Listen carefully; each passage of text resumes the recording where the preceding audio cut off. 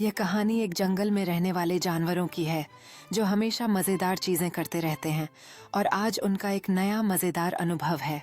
चिकू ने सोचा कि उसने सभी को खुश करने का सही तरीका खोज लिया है, लेकिन उसका मजेदार प्रदर्शन हमेशा उसके लिए परेशानी में बदल जाता है।